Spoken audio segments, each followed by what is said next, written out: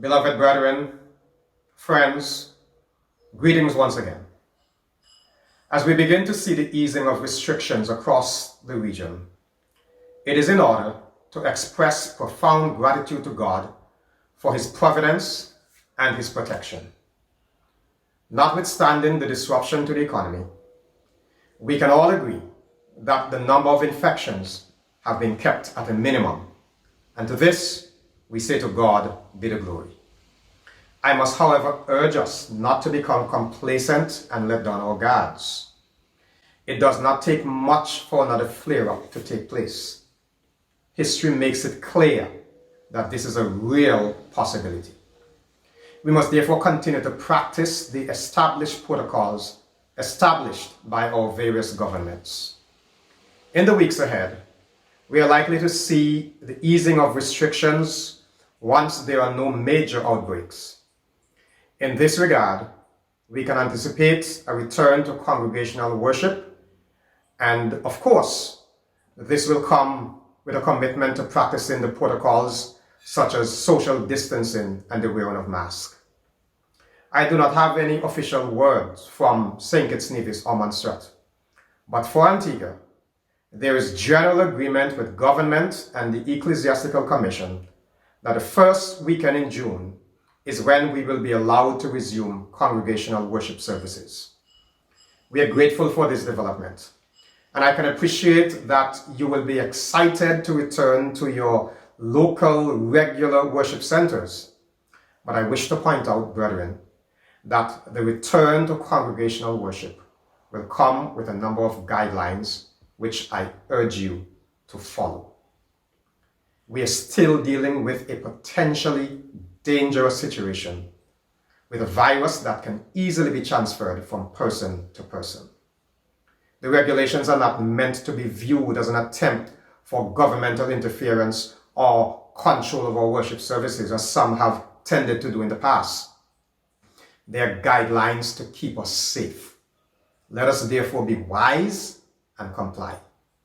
The guidelines will involve the wearing of masks, families sitting together, social distancing, 6 feet apart, seating for non-immediate family members, no physical contact, no greeting, no hugging, no handshaking, no fellowship meals, sanitization stations, inclusive of running water and disposable towels in our restrooms. I want to thank us for our pledge of commitment in this regard. This weekend, we end the Power in the Blood virtual evangelistic campaign. We thank God for the privilege to be able to share the word to thousands around the world. We express profound thanks to Evangelist Sherwin White for responding to the call to proclaim the message of salvation. Heaven rejoices with the new believers who have responded to the call to fellowship with Jesus. I also wish to express profound thanks to the communication department led by Dr. Wayne Knowles and ably assisted by Brother George Long for the sacrifice and hard work they put in ensuring that the SLC studio was able to provide this service. Thanks to all the technicians and volunteers and participants. God has taken note. Special thanks to Sister Donna White for her excellent graphic designs, and to Mr. Jerome Martin and Mr. Courtney Boyd for their expert guidance in video and editing. Thanks also to volunteers Akeem Francis, Mario Pinder, Eugene Benjamin, and Pastor Winston Joseph, who all work tirelessly behind the scenes. Now that the campaign is over, the question is, what next? Well, for the next few weeks, we will continue with our Sabbath services commencing at 11 a.m.